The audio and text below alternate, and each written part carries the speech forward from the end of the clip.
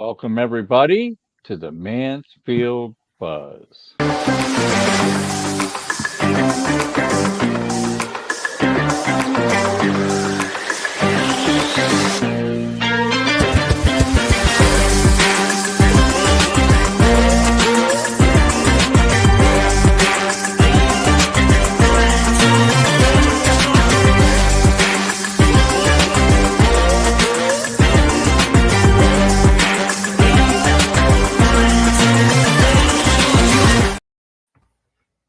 Welcome, everybody, to the Mansfield Buzz. It is Thursday, 2 p.m. Central Standard Time, and the Mansfield Buzz is on live every single Thursday. Jordan, we can attest to that because we started this on March, and every single Thursday we have been live since March of earlier this year. And speaking of that, we want you guys to go over really quickly.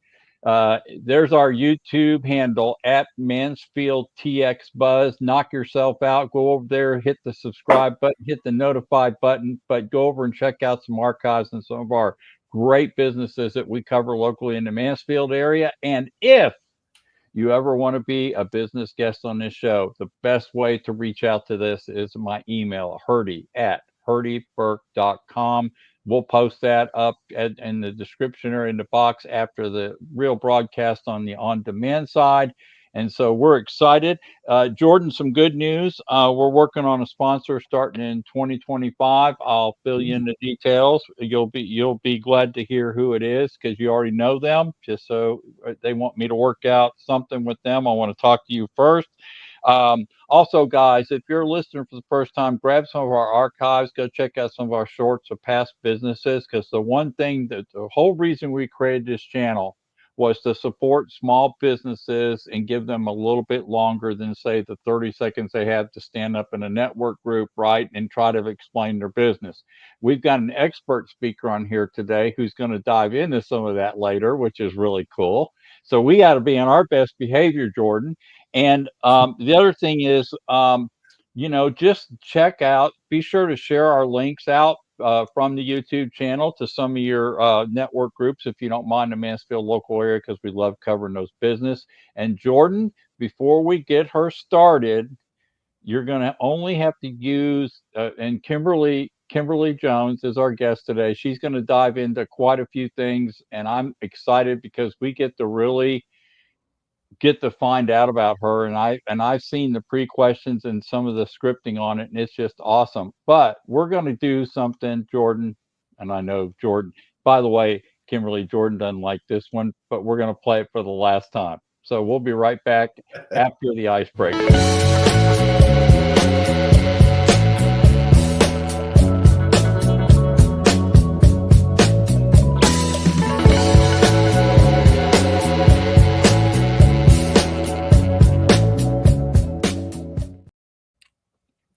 All right, we are back from the icebreakers. And Jordan, I did not have time to move those up from the bottom of the Q&A, so I'll kind of let you jump in. Kimberly, welcome. Thank you, Hurdy. Nice to meet you, Jordan. Nice to meet you too. I'm really excited to have you on the show. This is going to be a fun one. I love all the info that you've given us, and then just chatting with you before the show, like I can tell it's going to be great. So I'm super excited. So let's start with icebreakers, right? So here we go, right at the bottom. So I understand you like to travel. You've done a little bit of it. So what's the last country you were in? The last country I was in was Romania for the birth of my 12th grandchild. Wow. That's awesome. It's a beautiful country. I go to Brasov mostly, and it's at the foot of the Carpathian Mountains. It's a very antique, quaint city, and I just love architecture, but the people there are so beautiful. It's quite an experience, and I've been there 3 times, and I look forward to going very often in the future. That's really cool. What language do they speak in Romania? Romanian. It is a combination of French, Italian. Oh, wow. Moldova is nearby, and they very easily converse with one another. It's a mashup of a multitude of languages. Wow. How fun would that be? Yeah. I love that. I love that, especially when you get that like medley of languages and the just kind of like the interplay that happens. You know, Spanish and English have a lot of words that kind of came from the other language, and after you unpack it, it's like, wait, like I know steaks in Spanish you call it bistec, and that's the word you use. And then I was thinking about it, it's like bistec. I'm like beef steak. Oh my god, that's where the word came from. Mulțumesc is thank you. Next time I visit, I'm going to be getting these ear translation buds that they sell on Amazon. They've had them for a number of years.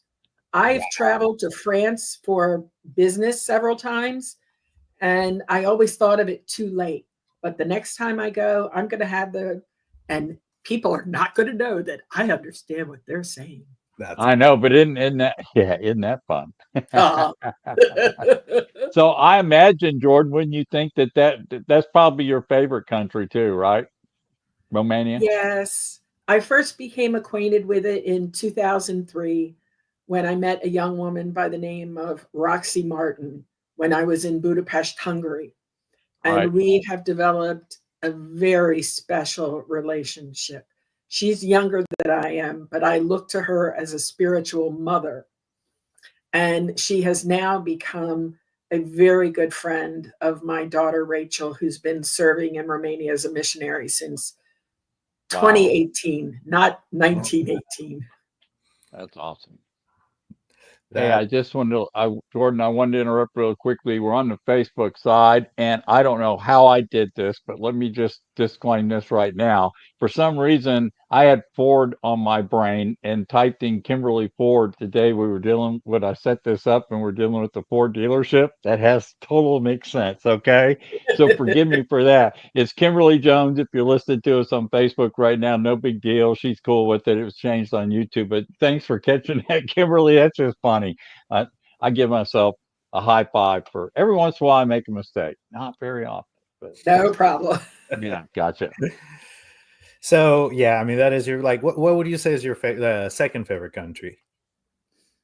One I've dreamed about since I was in high school, Moscow.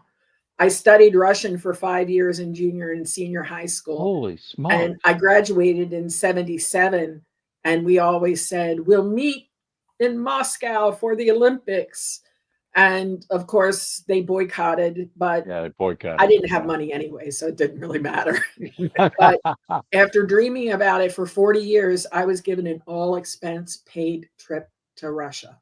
Wow. And that was a miracle. That was a gift from God. And the really cool thing is when I was there, I spoke in an auditorium that held 500 people. There were probably only 250 left because I was a keynote speaker, but at the end, so a lot of people had left already. But they treated you like an absolute rock star. And I asked to stay with a family from our church in Moscow for a few days. It was over Easter. And I wound up staying in the home of a young woman who had been a guest in my home numerous times 20 years before when she was in Baltimore going to Bible college. So God just kind of works these circles out in my life. 40 years of dreaming of going to Moscow, 20 years of meeting Delara, and then being a guest in her home. It's funny how all those threads wind around and lead us in the right directions, huh, Kimberly? That's pretty cool. Absolutely. God has some different size circles in my life. Yeah, absolutely. Yeah, and yeah, I understand just recently you've had a little more too, right? Because you're not originally from the area. No, I am born and raised in Baltimore, Maryland, the suburbs, not the ghetto. But my family on my mother's father's side have been in the Maryland and Pennsylvania area since 1649. Wow. One of my great grandfathers, I don't know how many greats, was one of the original clockmakers, the Warners of Philadelphia. That's awesome. There's a book written about them. And of course, we then moved to Texas. But I am so happy that we did, to be close to our son and his family. And since then, 2 more daughters and their families have moved here. So we have 8 grands, a great grand, and 3 children. and 3 spouses in Texas, a daughter, a spouse, and 3 grands in Baltimore, a daughter, a spouse, and the 12th grandchild in Romania. Wow. So we're an international. Just a few family members. Nothing, no. 25 of us right now Yeah, in the exactly. immediate circle. That's funny. And spread around the world. That is really cool. So now that we're getting to know you a little bit, we can definitely like just go right into this, right? Because there is so many facets to what you do, and from your story. So yeah, like take us a little bit into what it is like to step in the shoes of Kim Jones. Well, on my Facebook profile, it says I'm a child of God first and foremost. On Tuesday, my husband and I just celebrated our 41st wedding anniversary. We've been blessed. That is amazing. Awesome. It's only the grace of God, baby. Only grace of God. We haven't killed each other. Yeah. I mean, We get even it. when it's your perfect gift from God, that doesn't mean it's easy. I mean, I haven't No, been a that's true. dream to live with. And so much of what he does drives me crazy, but I love him to death. We've been blessed with 5 children, including a set of fraternal twin girls. Our kids go from 29 to 39. We Wow. have 12 grandchildren, including a fraternal set of twin boys. Oh, And wow. the grands go from 1.5 years to 20 years. And that 20-year-old is a father of our first great-grandchild, which is a girl. That's amazing. I'm a friend to hundreds around the world. I mean, maybe even we've tipped 1,000 or more. Yeah. I've been an educator, advocate, and realtor for 18 years.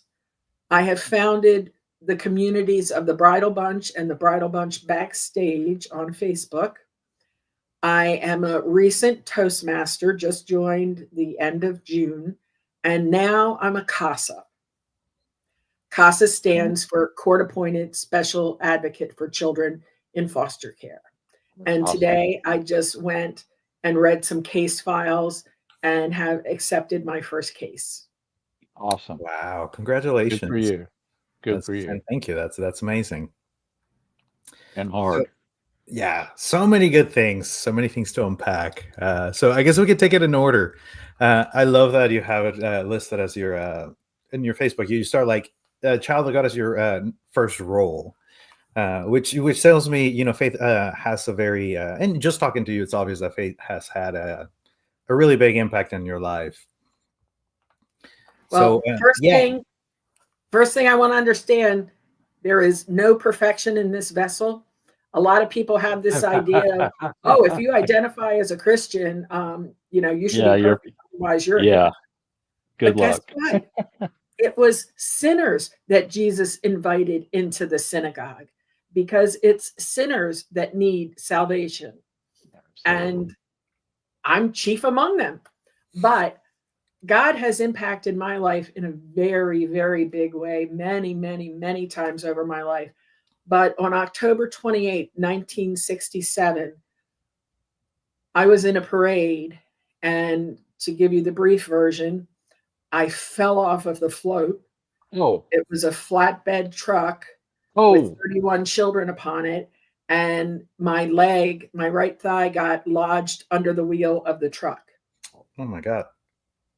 With my screams, the driver and of the crowd, the driver stopped at the height of my leg and then backed off. So by all rights, I should not have a leg. I was 7 years old and weighed 102 pounds. Oh. But I have no muscular or skeletal difference. My right leg is only 2 hands around where my left leg takes 3 hands. I was in the hospital for 3.5 months, had 12.5 surgeries, thousands of needles, blood transfusions, had to learn how to walk all over again. My mother was there every day except for 5 when she had the flu and couldn't come in. And my father would show up after work when he had finished at the bar and would sit in the chair next to me, fall asleep, And when I would try to turn the cartoons on, he would say, "Hey, put the news back on. I'm listening." So here I am. I'm now 8 years old because this was just 2 days before my birthday. Oh Wow. I man. can't get up. I can't do anything. And I have to listen to the news while he sleeps. But it was a good show for him to show up because then he could say, "Oh, look, I sacrificed. I was with Kimberly." Yeah. I should not have a leg, but Uh, when I finished high school, I weighed almost 300 pounds and could do a cartwheel into a split. So no difference. And that was a miracle and nothing but. I had my first child in 1985. I had gotten pregnant the year before. I had a miscarriage. So I had one child in heaven. And then in my 7th month, I grew an inordinate amount. And the doctor, 39 years ago, it wasn't common to get a sonogram, sent me for a sonogram because maybe I had undetected twins. And I had been praying for twins. But when I found out it was just one big happy boy, I never prayed that prayer again. Exactly 2 years later, got pregnant with our daughter. 3 years, pregnant with the next daughter. So they're all born in September. 2 years later, another baby in heaven. 6 months later, got pregnant, had a horrific miscarriage. And then on July 17th, 1994, we had a prayer service for healing at our church. Now, we went to a non-denominational church. It was not overly charismatic, but when I say we had a prayer service for healing, it was just all very calm. You know, if you wanted prayer, you just went up and they quietly prayed for you. absolutely. Well, that very afternoon, I got pregnant. And that night, I told my husband, "I'm pregnant and it's twins." And he's like, "Shut up." He said, "I know pretty soon, but it's only been a few hours." I said, "I'm telling you, I don't know why, but I know that I'm pregnant and I'm telling you it's twins." Well, he really shut me down. So I was just like, I let it go. Long story short, 8 weeks later, we got twins on the way. All right. I never prayed that prayer again. I thought God said no, but he just said, wait. You said not now. I just became very careful with my prayers after that. Yeah. So I prayed for another 7 years for another set of twins. 3 years later, I had an ectopic pregnancy. So now that's my 4th child. I'll meet in heaven. And along that 7th year, I'm like, wow, I'm really tired because I am now 43. And if I had a baby now, my children would be raising it. So I talked to God and I took that prayer back. I said, I can't leave anything hanging with you because you like to wait and surprise me down the road. But then 2 years later, I was blessed with my first grandchild. So that worked out beautiful. So the babies kept coming into our lives. Awesome. I lived through a life of alcoholism on both of my parents' part and severe physical abuse from my father. He was an angry drunk. Mom was a happy drunk. But I learned about alcoholism as a teenager and learned to forgive him. I was still getting beaten on a regular basis. It would be a belt with a buckle. I'd get welts and couldn't wear shorts in the summer. It would be a punch in the head, and I would just hope that I wasn't near a wall so I didn't get the reverb. But I learned to forgive him because I needed that for myself. Mm-hmm. When he left the family, he tried to divorce the children as well as my mother. But when he left, we would have contact as long as he was treating me decently. But if he ever tried to make me feel bad about me, or later, once I got married and had a family, to feel bad about my children, I would distance myself. And it would be a year, 2, or however long before we would speak again. So I guarded my heart, but didn't harden it, so that when he did call, I'm like, "Oh, hi, Dad. Yes, I would love to see you." And so I didn't have to carry any bitterness or animosity because I understood the disease of alcoholism. Awesome. And I wasn't going to let it bring me down.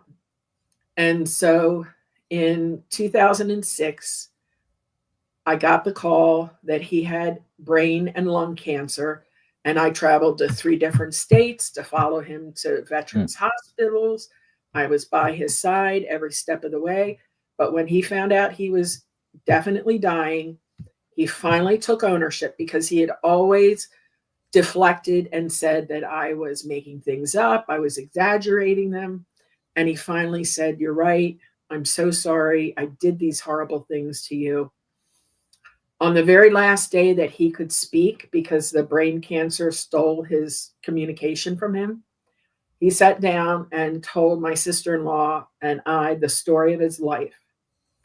And when he got done talking about the neglect and abuse that he suffered and all that he had gone through, I just felt like, wow, he could have been worse than he was.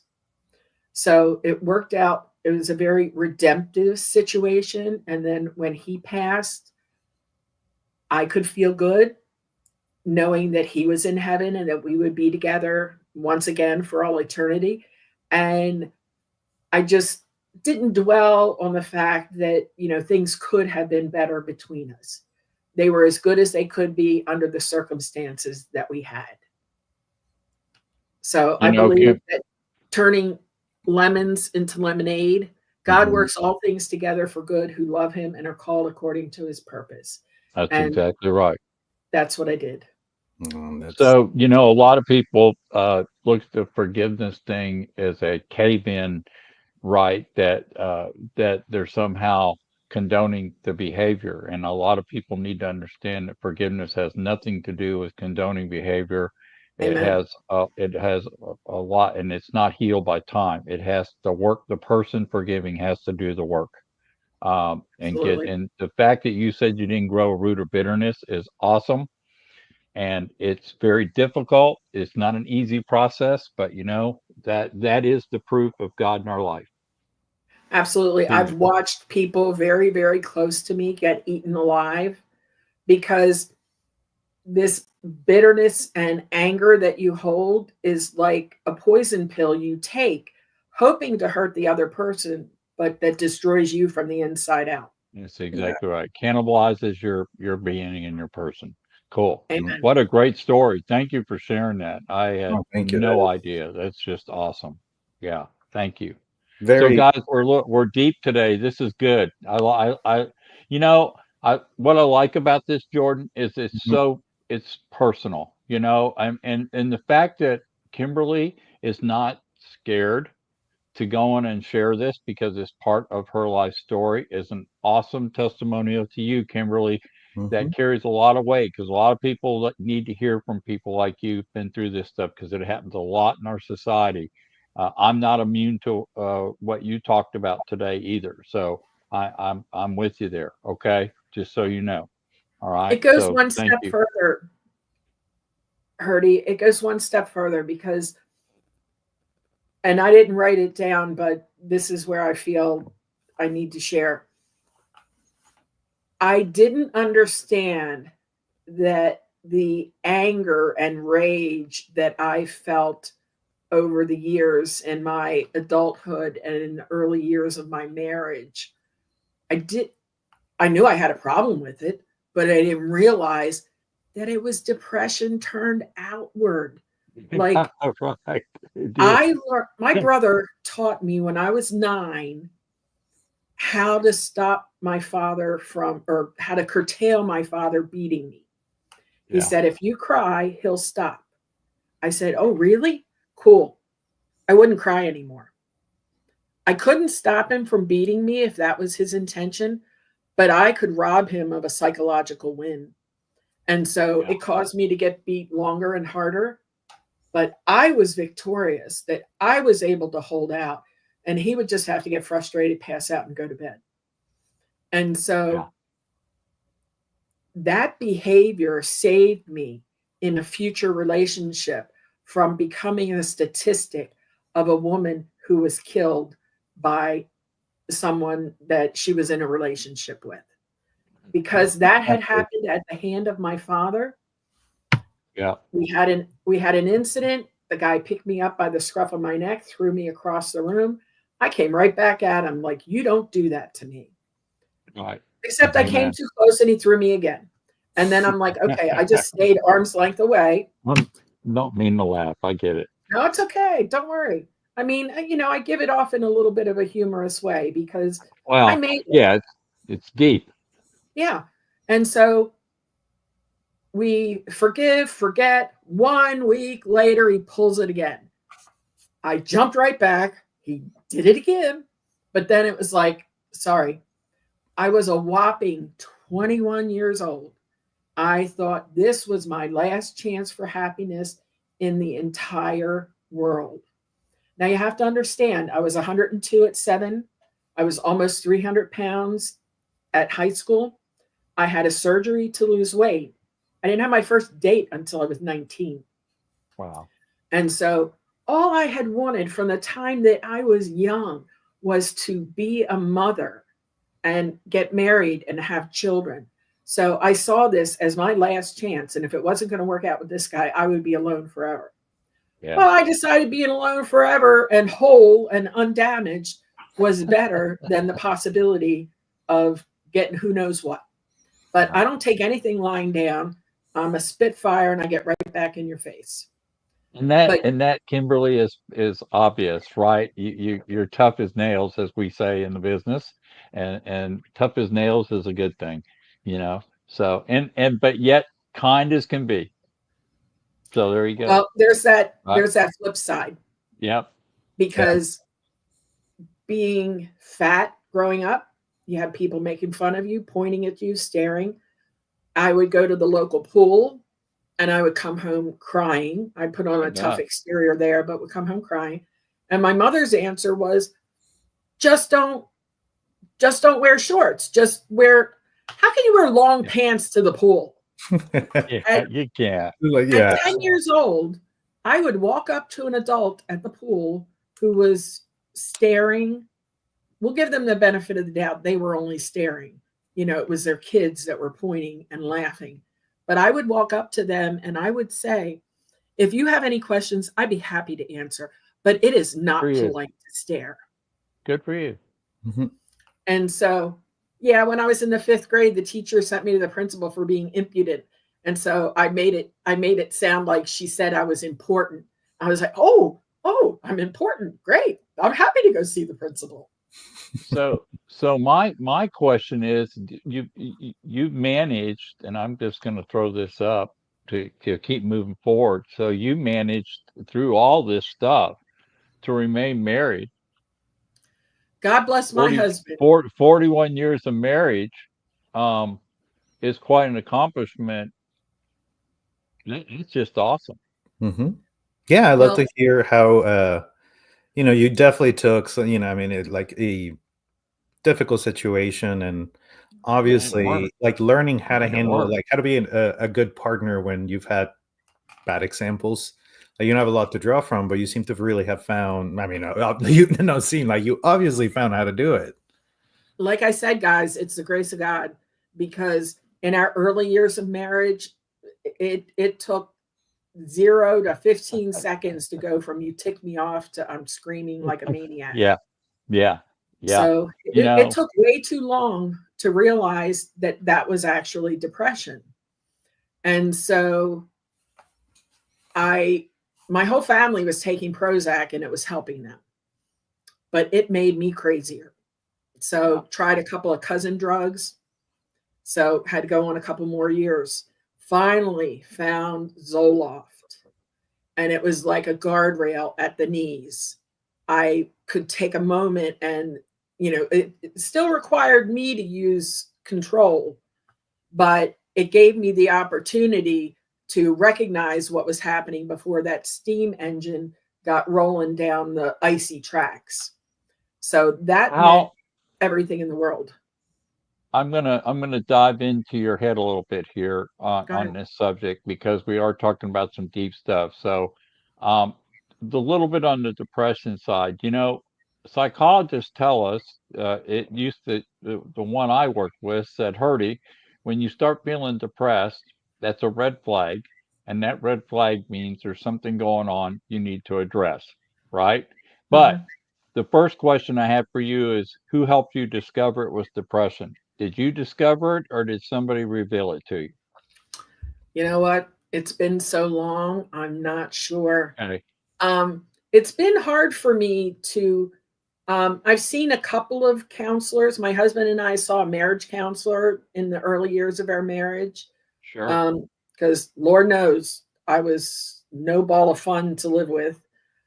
When I would get outrageous, I would then call the children in, apologize. I would recognize that I had done wrong. Nobody's trying to brush anything under the carpet and gaslight anybody that everything's fine. No, Mama was definitely having some troubles. Um, it just really was challenging for me to find a counselor or a therapist whose method of working was intelligent. Like, did they really listen? Did they pay attention to what I was saying? I recently had to see a psychiatrist because the Zoloft stopped working. And in order to get prescribed a new medication, I had to see a psychiatrist. Well, Right. the psychiatrist was great, but I had to see this licensed social worker.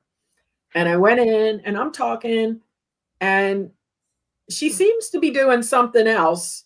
And then she asked me a question, and I'm like, I already just said that. If you were paying attention, you wouldn't have had to ask that question. So I talked to her as much as I had to, but I didn't tell her anything that meant anything. Gotcha. And so I think through whatever things I was doing at the time, it was my own personal revelation that it was, depression is usually, oh, I'm so sad. Oh, I can't get out of bed. Not No, necessarily. Right. I had been hurt so much that when depression took me over, you were going to hurt, not me. I had Yeah. enough hurt. Right. So fortunately, the medication kicked in, helped. Growing in my faith helped because I could lean on God, ask for his help because, I'm strong-willed. I am very independent. I can do things on my own. But this really brought me to my knees and really made me reach out to him more and more. Because when we're too self-sufficient, we don't think about needing him. And so it's my maturity in my faith. It's learning, understanding about depression, getting the help that I needed through medication, and not being ashamed, because mental illness is so prevalent in our society that people have it to one small degree to a very large degree, sometimes in isolated incidents, sometimes just running under the surface for a long time. But because there's such a stigma attached, and there are even people who I'm sure suffer with it, who would talk out against it just so nobody would recognize that they indeed suffered with it. And there really is so much help available, but people are too afraid to ask. And until that stops, things like Jordan Elizabeth Harris, a 22-year-old student who for 6 months suffers from depression, commits suicide. She was stellar student, aces, philanthropic. She was an athlete. Everything wonderful about that girl. But a small 6-month stint of depression led her to a permanent act for a temporary situation. And this is so not necessary. We have our veterans and first responders who experience such horrific things and don't get the help that is available and wind up ending their lives. If society would just become more open and accepting and make a better climate for people admitting they have a challenge and asking for help and being supported, because we have too many widows and too many orphans and too many parents who are aching over the loss of their children. Yeah. I remember just before I had my surgery to lose weight, I had thoughts. I won't say they were exact suicide. I just didn't want to be in pain anymore. I didn't want to be sad. I didn't want to feel hurting because of the way people treated me and the way they acted towards me. Now, I didn't realize till I was in my 40s that I didn't just get made fun of because of being fat and having a disfigured leg, because they would call me Stegosaurus leg, but that I had actually developed an obnoxious personality as a youngster. I didn't realize it. Yeah, well, I mean, But I figured it out. Somebody that I know and Yeah. love very close to me developed a very obnoxious personality. And I'm like, oh, that was me.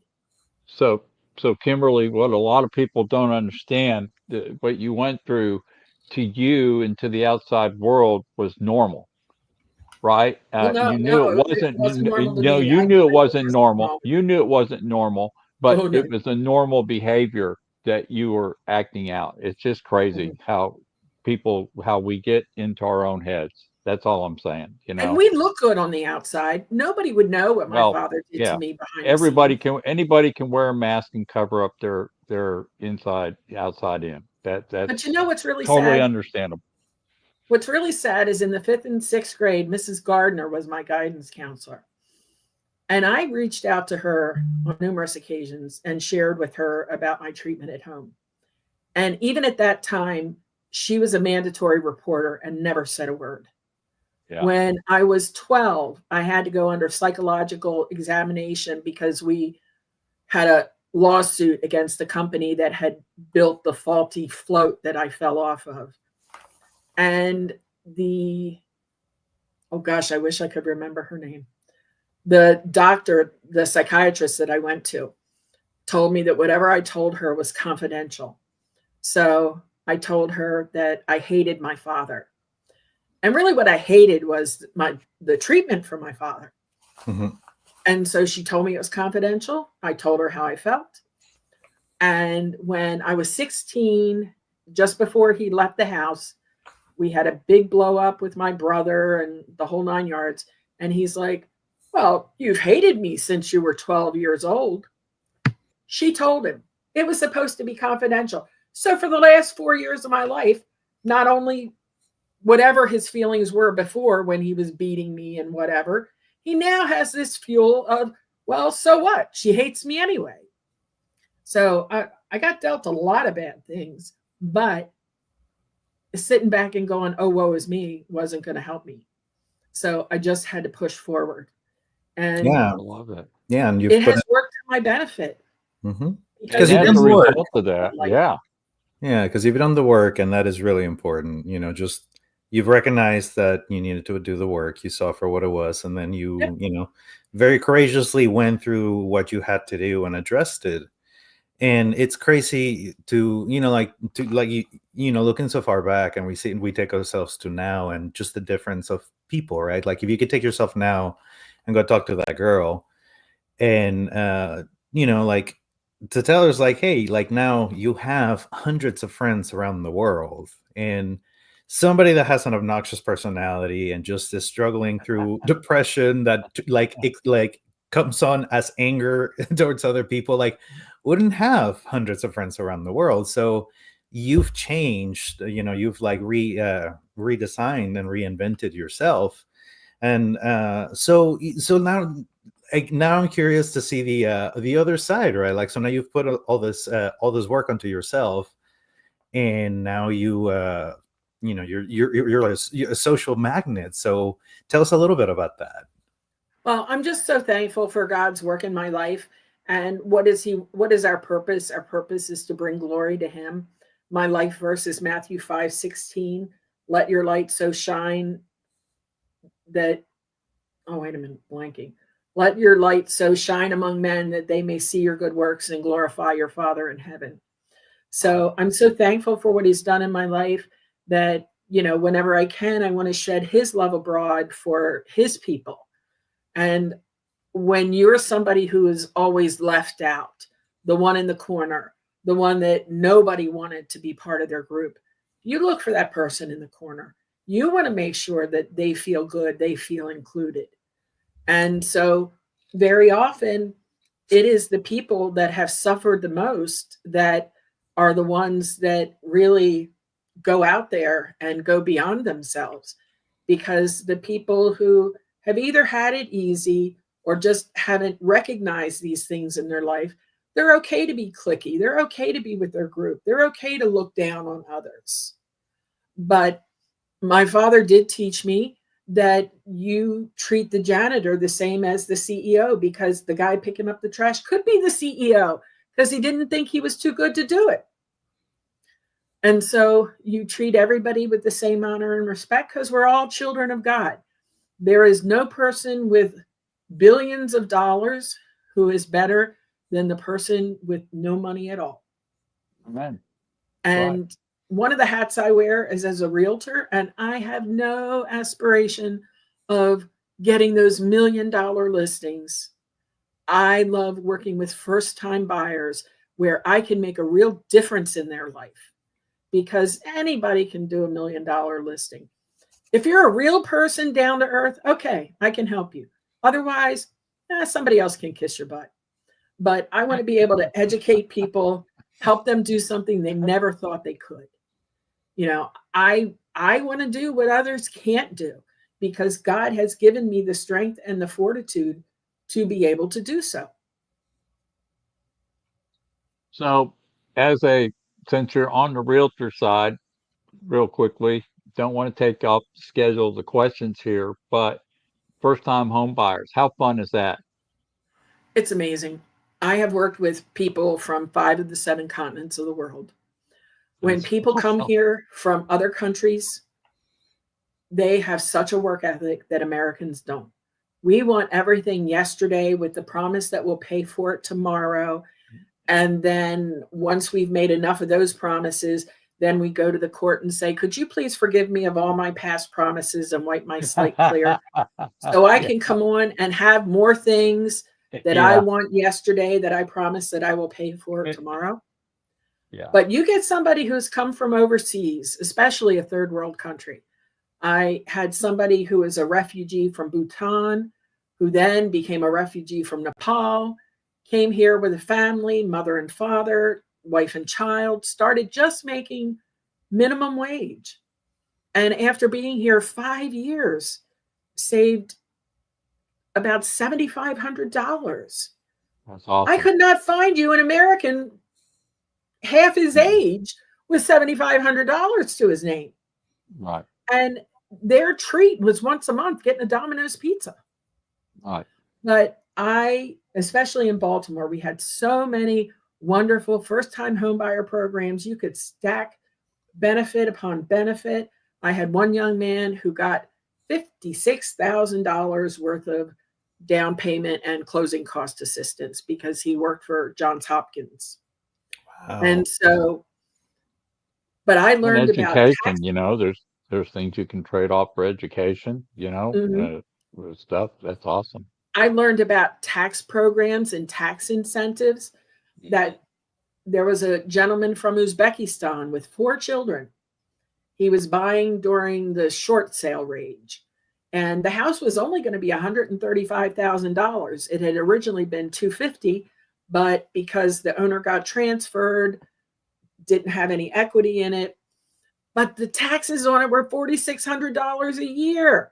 But because I had learned about that tax program, he was able to qualify based on his tax liability of $1,400 a year.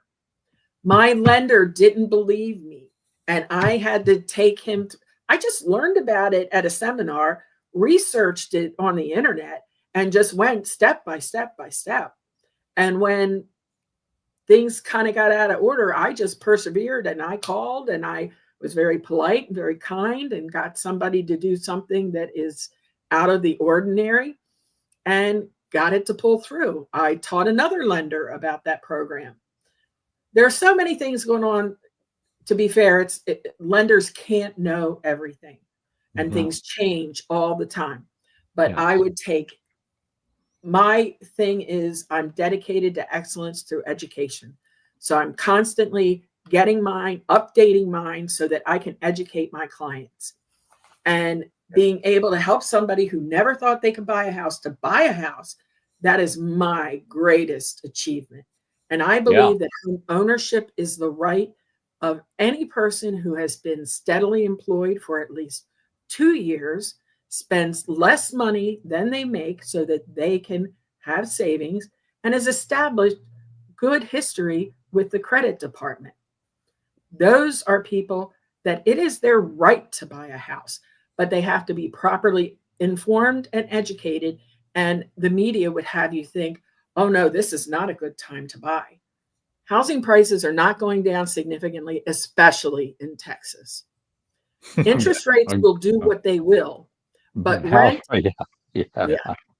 rent is always 100% interest with zero equity.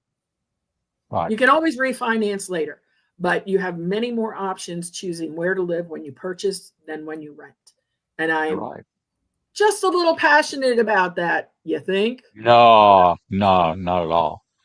I like the education side because I think Jordan and myself do a lot of that for our clients too. We're big advocates for being givers, not takers and matchers, right? We enjoy the education side. We enjoy the giving part. We enjoy giving out information, to build that trust and relationship with folks. So I would say all three of us are probably educators in what we do. And of course, there's tasks and things we have to do with it, but we're basically educators on the front end too. That's awesome. I think that's just the best way, personally, my opinion, to get people to build into the know, like, trust, and relationship aspect of our businesses. So yeah, especially if you have a service mentality, like continue to educate yourself so you can then pass that knowledge forward is the best way that you can serve people, because it's hard to be an expert on everything.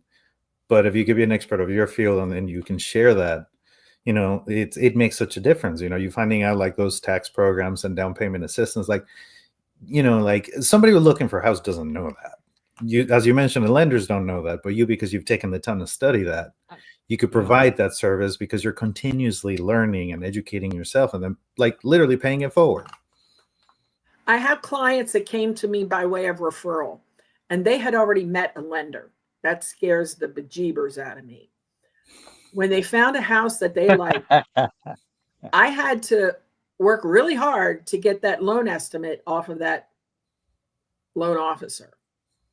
When she finally gave it to me, I saw that they were being charged $25,000 in junk fees. This was before loan origination fees started coming back into practice, but even still, they were charging 3%. There were $12,000 of garbage title fees.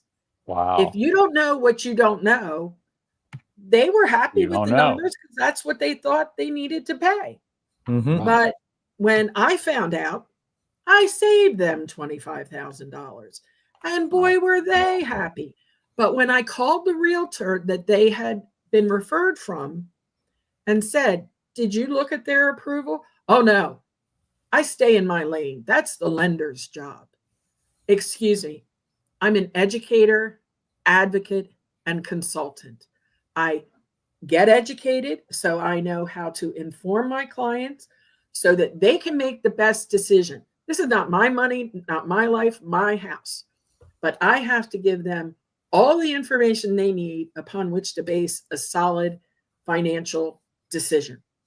I find out what it is they want to achieve. I advocate on their behalf by digging into an area that is not my wheelhouse, but I have a cursory knowledge of this so that I can recognize if somebody's trying to get ripped off. And then I use my real estate experience and expertise to help them achieve their goal. And I'm always looking for a win-win, not looking to rape and pillage a seller. I don't tend to work with sellers too much because I'm a little too straightforward for most. I don't tell you what you want to hear. If you want to price your house too high, ain't nobody got time for that, especially Kim Jones. I'm not going to have a conversation on why you're having no showings. I'm telling you like it is straight up. And if you want to find somebody who will blow smoke up your skirt, be my guest. That's here's what and Jordan, here's what I want to hear about a little bit. This tell me about the Bridal Bunch and the Bridal Bunch Backstage. Little tongue twister there, huh, Hardy? Yeah, just a little. Bunch Backstage. Well, this is I like it. This is a dream child of mine from like 2017. I'm not the kind of person who walks around saying, so who do you know who wants to buy or sell real estate in the next 30 days, as most real estate training programs would have you do? Because I don't want you doing that to me. So I wanted to figure out a way that I could be helpful to others, and that during the course of that, I'm always planting my real estate seeds. And then somebody might say, well, gee, I'm ready to do a transaction. And gee, Kim has been so helpful. Maybe she might be the one I should use. Perfect. So the Bridal Bunch is a Facebook community that goes from engagement and wedding beyond to marriage and life, because there is not enough wisdom going on in these bridal groups. Everybody's concerned about their hashtag with their two last names. What song are you going to walk down the aisle to? Or, you know, where's the best deal on flowers? Yeah. Nobody's really thinking about what happens the day after you get married and all the days thereafter. Having been married 41 years, I know that's the hardest part. Mm-hmm. And so the Bridal Bunch Backstage is a community for bridal-oriented businesses. I like to refer to them as allied partners because they're all part of the team to put any particular wedding together. They all have their areas of expertise, but they're all people. They've all had relationships, good and bad, because we learn from both good and bad. Mm-hmm. And I want it to be a platform where we business owners can get to know one another personally as well as professionally, a place for encouragement and support, a circle of mentorship. People are just getting into the business. People have been a long time. They need help. And sometimes the newbies can help the folks that have been around a while because things are changing. And you learn who make good referral partners, because you don't want to put a bridezilla with that sweet little wedding planner. You want to make sure you put her with somebody who really knows how to take charge, because unless you can, you're not really helping that bridezilla if they can just smack somebody around verbally. Yeah. So it is the allied partners who are going to be the foundation of the Bridal Bunch. We are going to bring up topics like, have you discussed how you're going to handle your finances? Joint accounts, separate accounts, who's handling the bills? How are you handling extraneous money?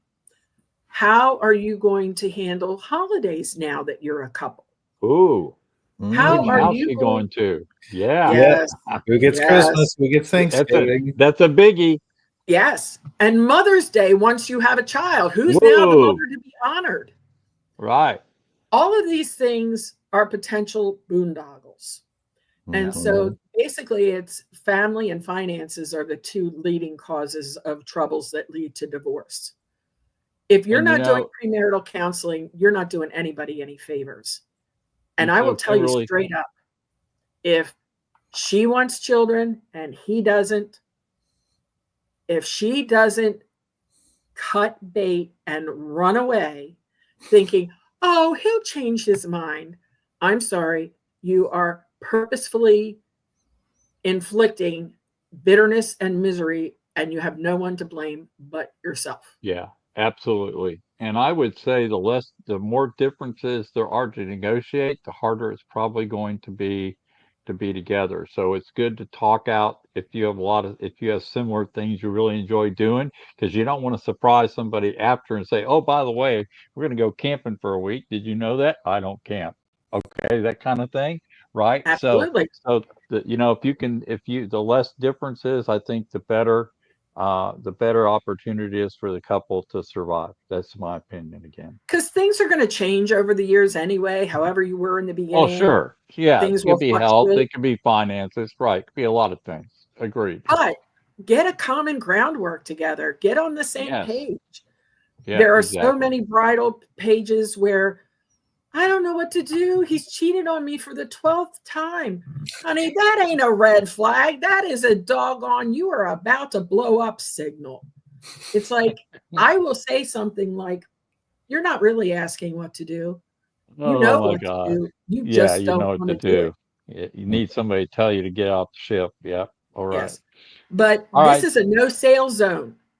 The Exactly. allied partners are just being part of the conversation. Twice a month, we'll say, hey, what do you do?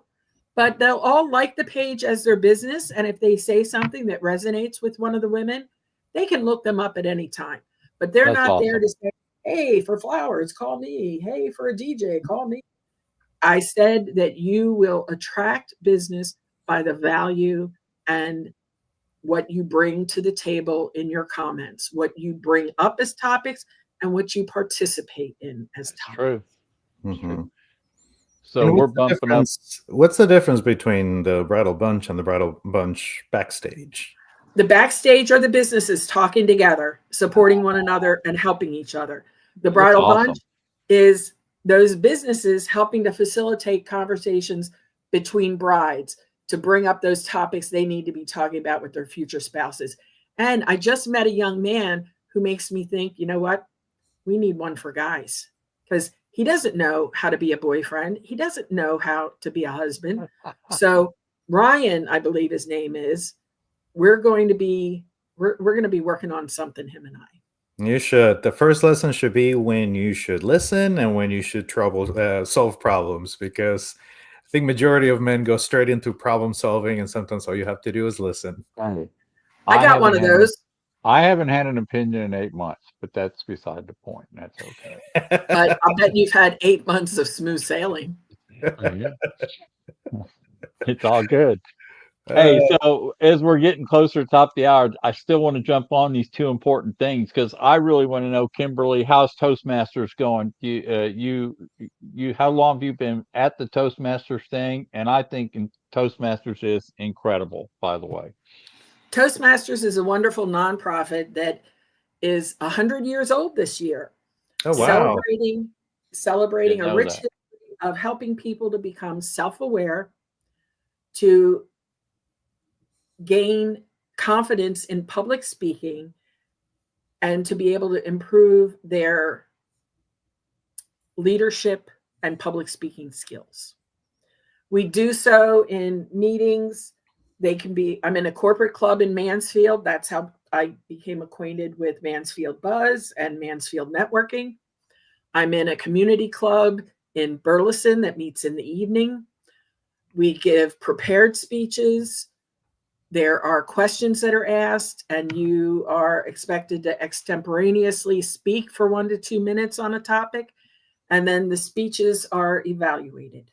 Wow. I have been having a great time, and my topics are always of something very meaningful to me. Good. Perfect. I love that. And how does one join a Toastmasters? Well, we've been having a lot of people just plain old Google us. So if you Google Toastmasters, you can look up a group in your area. The Mansfield Toastmasters, we have a Facebook page called, surprise, Mansfield Toastmasters. We meet on Mondays at Grandview behind Cellmark on Heritage Parkway in Mansfield. Okay, yeah. Mondays from 12 to 1. And in Burleson, we meet on Monday evenings, 6:30 to 7:30. So I have 2 meetings on the same day. But there are many all throughout the DFW, so they're very easy to look up. District 25 Toastmasters has an excellent website with wonderful resources. Okay. Absolutely. And is this a paid? Yeah, you pay for the service, or do you make a Yes, donation? it is $60 every 6 months, and then there are pathways that you take. So it's a process that you learn, and it costs $20 for a pathway, and you can take as long or as short as you need to finish your pathway. I just joined the very end of June. I've completed level 1. I skipped level 2, and I just did a speech from level 3. But I anticipate getting my motivational strategies pathway completed in the next few months. And right now, my goal is in 1 year to become a distinguished Toastmaster. Cool. Awesome. Nice goal. And then last and finally, because we're bumping into the top of the hour, you had put something out called CASA. CASA is an amazing organization. It stands for Court Appointed Special Advocate, and those are volunteers that work on behalf of children in the foster care system. There are 370,000 children at any one time in the foster care system throughout the U.S. The average stay is 1 year. I want to tell you a very important fact so people know. An infant just exposed to violence in the home has far more deep impact than an older child who's actually been beaten and abused. That was something that I learned in my training. So when you think, oh, nothing happened to the child, just being around the violence, the yelling, the screaming, it impacts their little psyche in ways that it's harder to deal with because it was planted in embryonic form. Yeah, early. Mm-hmm. Yes. With an older child, they're thinking, they're speaking, you can talk to them, therapy, but this is planted in that infant. So this it's crucial. is stuck in their subconscious immediately. Absolutely. Right. But the three factors that influence this the most are poverty. So when we have families that cannot make enough money to feed their family, to house them, to clothe them, addiction, and mental health. Yep. So these are three topics that nobody can promise anybody a rose garden and life will be wonderful, but these three topics exacerbate. And in Johnson County, we have 101 children during fiscal year 23 who were in the foster care system. Currently, we have 63. Only 55 are being served. Now, that's better than the state requirement of 80%. That's 87%. But until it's 100, that's not good enough for me. Yeah. It takes visiting once a month to be a CASA, getting to know a child and the people in their lives to get acquainted with what they need, advocate for their best interest. If a child is in care for, say, 18 months, it could be that they have 2, 3, or even 4 caseworkers. So not a lot of consistency. But when you have a CASA that starts, we get training, but we're just your average Joe and Josephine. We're loving, caring human beings. And we get to know you. We meet the people in your life. Are you getting what you need educationally, emotionally, therapy-wise? Exercise, sports, fun things. And the court gives a lot of weight to what the CASA has to say. And so having volunteers is so important. And if you can't volunteer, being with National CASA or Texas CASA on their political front of policies that work in the favor of the child, or there are a number of campaigns throughout the year where monetary things are needed. Yeah, good. Yeah, we'll make sure we make sure we link that up in the description. I think that's an important part of this, of what we talked about today. Kimberly, thank you. Thank you for a great conversation. Thank you for coming on and telling a real story about past life, what you've been through, where you're at presently, and your future. That's just an awesome story. And you're going to relate to a lot of people. We'll talk about this. So I look at this as kind of, if some people will take the time to go through it and listen to it today, it might change their life. It might give them some hope if they're going through some same things you did. So, and anybody can reach out to me at any time. I'm a connector. Even better. I will point them in the right direction because I don't have the answer to everything. I've been through a lot, but not everything. But if I don't know, I'll find out because I don't want anybody suffering any more than they need to. Absolutely.